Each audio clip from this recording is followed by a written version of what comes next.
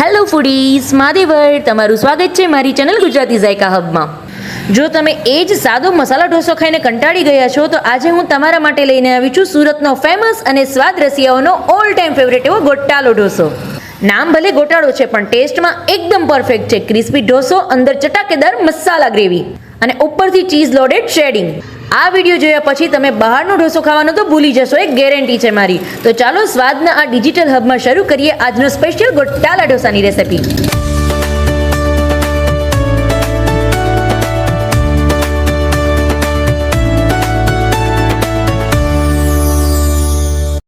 હવે ક્રિસ્પી ઢોસો બનાવવો છે તો એના માટે સૌથી પહેલાં તમને હું બેટર બતાવી દઉં. જો મારું બેટર છે એ એકદમ સરસ ફર્મેન્ટેડ થઈ ગયું છે, એમાં પ્રોપર આથો આવી ગયો છે.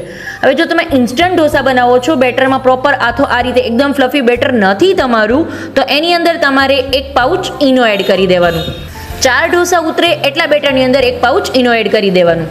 એટલે એનાથી તમારું બેટર છે એ એકદમ ફ્લફી થઈ જશે અને ઢોસો પણ ક્રિસ્પી થશે. બટ મારો છે અત્યારે પ્રોપર આથો આવી ગયો છે, એટલે આની અંદર હું અત્યારે ઈનો એડ નહીં કરું. આને થોડો ઘટ્ટ છે એટલે થોડું અમથું પાણી એડ કરી અને એકદમ સરસ માપનું બેટર બનાવીશ. બહુ લિક્વિડ પણ નહીં અને બહુ ઘટ્ટ પણ નહીં. અને આનો ઢોસો ઉતારી લેશું આપણે. ઢોસો બનાવવા માટેની એક મેઇન ટિપ્સ, જ્યારે પણ તમે કોઈ પણ ફ્લેવરનો ઢોસો બનાવો છો તો બેટર જ્યારે પોર કરો એ પહેલાં તમારું જે પેન છે, લોઢી જે તમારી છે એ એકદમ ગરમ કરી લેવાની અને પછી સાવ ફ્લેમ સ્લો કરી અને એકદમ પાણી ચટકોરી અને સાવ ઠંડી કરવાની, લૂઈ લેવાની આખી લોઢીને. આખું પાણી બધું છે એ એકદમ સરસ લૂઈ લેવાનું. હવે એવું વિચારમાં આવતું હશે કે પહેલાં ગરમ કરીને પછી ઠંડી શું કામ કરવાની? બટ જો તમારે ઢોસાનું બેટર છે એ પ્રોપર પોર કરવું હોય અને ક્રિસ્પી કરવું હોય તો એના માટે પહેલાં એકદમ ગરમ કરી અને ઠંડી કરવી જરૂરી છે. જોઈ લો ફ્રેન્ડ્સ, મારા બેટરની કન્સિસ્ટન્સી છે મેં એકદમ ઘટ પણ નહીં અને લિક્વિડ પણ નહીં, સેમ આવી કન્સિસ્ટન્સી તમારે રાખવાની. અને આને તમે ચમચાની મદદથી અથવા તમને જેના મદદથી પણ ફાવતું હોય, કોઈ કટોરી વાટકાની મદદથી પણ તમે આને એકદમ સરસ રાઉન્ડ શેપમાં રોટેટ કરી લેવાનું. એટલે આપણો જે ઢોસો છે એ એકદમ સરસ સ્પ્રેડ થઈ જાય આખી લોઢી ઉપર. હવે સૌથી પહેલાં એમાં 1 મોટી ચમચી જેટલું બટર એડ કરીશ. જે ઘરનું ફ્રેશ બનાવેલું માખણ છે એને એડ કરું છું. તમે એની જગ્યાએ અમૂલ બટર પણ યુઝ કરી શકો છો, બટ મેં અત્યારે ફ્રેશ બટર બનાવ્યું હતું તો એનો જ યુઝ કરું છું. પછી એની અંદર મેં સાવ નાની સાઇઝમાં કટ કરીને ટમેટો લીધા છે, એકદમ ફાઇનલી ચોપ કરીને લીધેલા છે, એને એડ કરશું. અને સાવ બારીક એકદમ ઝીણી સુધારેલી થોડીક ડુંગળી એડ કરશું. એન્ડ પછી એની અંદર હું ઘરનું બનાવેલું ફ્રેશ પનીરનો પણ યુઝ કરું છું. તમે પનીર પણ ઘરે ઇઝીલી આ જ રીતનું તમે જોઈ શકો છો મેં કેટલું સરસ પનીર બનાવેલું છે. સેમ આ જ પનીર તમે પણ ઘરે બનાવી શકશો. એના માટે વિડીયો છે એ ડિસ્ક્રિપ્શનમાં લિંક આપેલી છે. સેમ આ જ પનીર ઘરે બનાવીને તમે યુઝ કરજો ફ્રેન્ડ્સ, એટલે એકદમ ફ્રેશ તમને ફિલિંગ્સ આવશે અને ફ્રેશ તમને ખાવા પણ મળશે. એટલે આ પનીરને એકદમ સરસ હું ઝીણી ખમણીની મદદથી ગ્રેટ કરીને બધું આની અંદર એડ કરી દઈશ.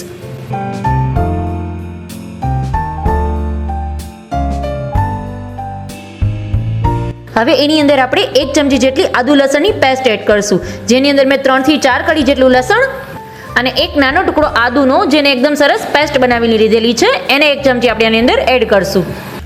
એન્ડ હવે પછી એની અંદર આપણે લોટ્સ ઓફ પ્રમાણમાં ચીઝ એડ કરશું, ભરપૂર પ્રમાણમાં ચીઝ.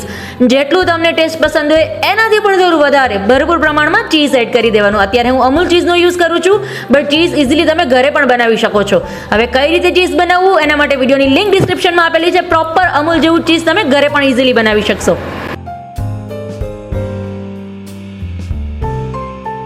એન્ડ હવે પહેલાં એને હું ચમચીથી બધું પ્રોપર પહેલાં મિક્સ કરી લઈશ. એટલે મારું ચીઝ, પનીર, મારું ઓનિયન અને ટમેટો બધું એકદમ સરસ મિક્સ એટલા માટે કરીશ કે મારું ચીઝ છે એ નીચે સુધી બેસી જાય અને હીટિંગ એને મળવા માંડે, એટલે થોડું ઓલરેડી મેલ્ટ થવા લાગે. એટલા માટે સૌથી પહેલાં બધું પ્રોપર હું મિક્સ કરી લઈશ. હવે એની અંદર હું 2 ચપટી જેટલી હળદર એડ કરું છું, જેનાથી એનો કલર છે એ એકદમ સરસ આવે એટલા માટે. એની સાથે 1 થી 1.5 ચમચી જેટલું કાશ્મીરી લાલ મિર્ચ પાવડર એન્ડ ઉપરથી થોડી ઝીણી સમારેલી ધાણાભાજી એડ કરું છું. બિકોઝ એનાથી આપણો જે ગોટાળાનો ટેસ્ટ છે એ એકદમ ફ્રેશ ડિલિશિયસ આવશે.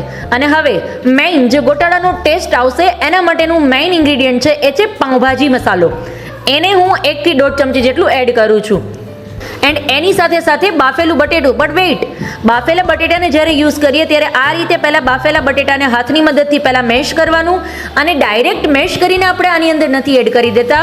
શું કામ? કેમ કે તો એ ભાજી છે એ આપણી એકદમ થીક જાડી થઈ જશે, મતલબ જેટલું પણ પાણી હશે એ બધું બટેટું પી જશે, એબ્ઝોર્બ કરી લેશે, તો ક્રિસ્પી આપણી જે ભાજી છે એ પ્રોપર સેટ નહીં થાય. એટલા માટે બટેટાને હાથની મદદથી પહેલાં મેશ કરી, અને સિક્રેટ વસ્તુ, ભાજી પ્રોપર તમારે જે ગોટાળો ભાજી છે એ પ્રોપર માર્કેટ સ્ટાઇલ જોઈએ છે, રેસ્ટોરન્ટ સ્ટાઇલ જોઈએ છે, તો એના માટે બટેટાને મેશ કરતી વખતે થોડું એની અંદર પાણી એડ કરી દેવાનું.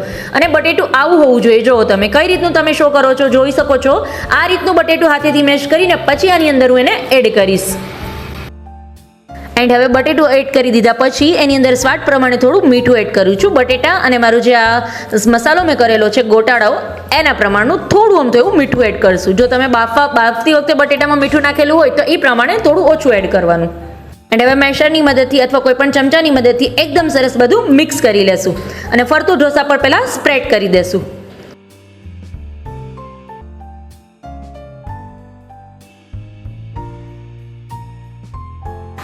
એન્ડ હવે એની અંદર હું 1 ચમચી જેટલું ઘરનું ફ્રેશ બનાવેલું બટર છે એને એડ કરું છું, અને સાથે સાથે હજી થોડો કલર એનો એકદમ સરસ ડિલિશિયસ કરવા માટે 1 ચમચી જેટલો કશ્મીરી લાલ મિર્ચ પાવડર એડ કરું છું, અને પ્રોપર મિક્સ કરી લેશું, અને ઢોસા પર ફરતું આ રીતે સ્પ્રેડ કરી લેશું.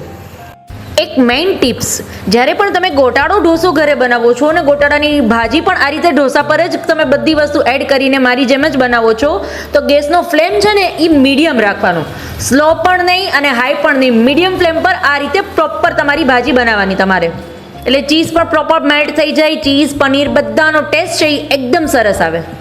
અને એક વખત જ્યારે ઢોસા ઉપર ફરતો તમે આ રીતે સ્પ્રેડ કરી દો, પછી એને 1 થી અડધી મિનિટ માટે એને એમાં જ મીડિયમ ફ્લેમ પર કૂક થવા દેશું આપણે, એટલે પ્રોપર છે એકદમ સરસ બધો મારો મસાલો છે એમાં સેટ થઈ જાય. અને પછી આ રીતે એને કોઈ પણ એક પ્લેટની અંદર બધો મારો જે ગોટાળો ભાજી છે એ કાઢી લેશું.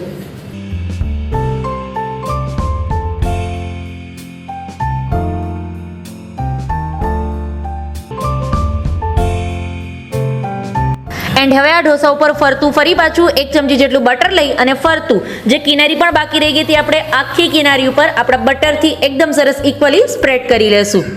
અને હવે આ બધી પ્રોસેસ છે એ હાઈ ફ્લેમ પર કરવાની છે. ફૂલ હાઈ ફ્લેમ પર બટરને એકદમ સરસ મેલ્ટ થવા દેવાનું ઢોસા પર. 1 મિનિટની અંદર જ તમારો ઢોસો છે એ પ્રોપર ક્રિસ્પી અને એકદમ બટરી થઈ જશે. હવે જ્યારે રેસ્ટોરન્ટ સ્ટાઇલ ઢોસો આપણે ઘરે બનાવીએ છીએ સુપર ક્રિસ્પી એવો, તો એના માટેની બીજી એક ખાસ મેઇન ટિપ્સ છે કે જ્યારે પણ તમે ઘરની આ કોઈ પણ એક પેન ઉપર આ રીતે લોઢી, જે ઢોસાની સ્પેશિયલ લોઢી હોય છે, અથવા કોઈ પણ લોઢીની ઉપર જ્યારે તમે ઢોસો બનાવો છો, તો એ લોઢી છે એ ફરતી આપણો ગેસનો ફ્લેમ છે એ રેસ્ટોરન્ટમાં છે એ ફૂલ હાઈ ફ્લેમ પર હોય છે, આપણે રેગ્યુલર ગેસની ઉપર બનાવીએ છીએ, તો એટલા માટે શું કરવાનું કે પ્રોપર બધી સાઈડથી ક્રિસ્પી થાય એના માટે લોઢીને રોટેટ કરતું જવાનું, બધી સાઈડ ફ્લેમ પર એને ઇક્વલી સેટ કરવાનું. કોઈ પણ એક જ ફ્લેમ સેન્ટરમાં રાખીને તમે હાઈ ફ્લેમ પર એને પકાવશો તો સાઈડની જે કિનારી છે એ કાચી રહી જશે અને સેન્ટરમાંથી બળી જશે. એમ ન થાય એના માટે લોઢીને ફરતી તમારે રોટેટ કરતું જવાનું, ને જે સાઈડ પણ એવું લાગે કે હજી રેડ કલર નથી આવ્યો તો તે સાઈડ ફ્લેમ પર લોઢીને તમારે સેટ કરવાની. એ રીતે આખો ઢોસો છે એ એકદમ ક્રિસ્પી તમારે કૂક કરી લેવાનું. તો તૈયાર છે મારો રેસ્ટોરન્ટ સ્ટાઇલ ગોટાળો સ્પાઇસી ચીઝી ઢોસો. જુઓ તમે કેટલો સરસ લુક આવે છે મારા ઢોસાનો, એકદમ સરસ ક્રિસ્પી બનેલો છે. હવે કેટલો ક્રિસ્પી છે એ પણ તમને હું બતાવું છું, પણ એ પહેલાં જો મારી ચેનલને તમે સબસ્ક્રાઇબ ન કર્યું તો પ્લીઝ પહેલાં સબસ્ક્રાઇબ કરજો અને બેલ આઇકન પર ક્લિક કરજો, એટલે તમને જો મારો વિડીયો પસંદ હોય તો મારા દરેક નવા વિડીયોની નોટિફિકેશન સૌથી પહેલાં તમારા સુધી પહોંચશે. આપણા ઢોસાને પહેલાં આપણે પીઝા કટરથી આ રીતે પીસ કરી લેશું. ફ્રેન્ડ્સ, કોકોનટ ચટણી જે ઢોસાની સ્પેશિયલ ચટણી છે, નાળિયેરની ચટણી, સાથે સાથે સંભાર પણ એકદમ ડિલિશિયસ ટેસ્ટ અને લુક આપતો એવો આપણો સંભાર, એ બંને રેસીપી મેં તમારી સાથે શેર કરેલી છે મારી ચેનલમાં. મૈસૂર મસાલા ઢોસાની અંદર બંને રેસીપી છે અને એ વિડીયોની લિંક મેં ડિસ્ક્રિપ્શનમાં આપેલી છે, તો જરૂરથી ટ્રાય કરજો. જુઓ તમે કેટલું ક્રિસ્પી બનેલો છે મારો આ ઢોસો. આવી જ રીતે ફરી મળીશું એક નવી રેસીપી સાથે. ત્યાં સુધી આવજો ફ્રેન્ડ્સ. Mahadev to all.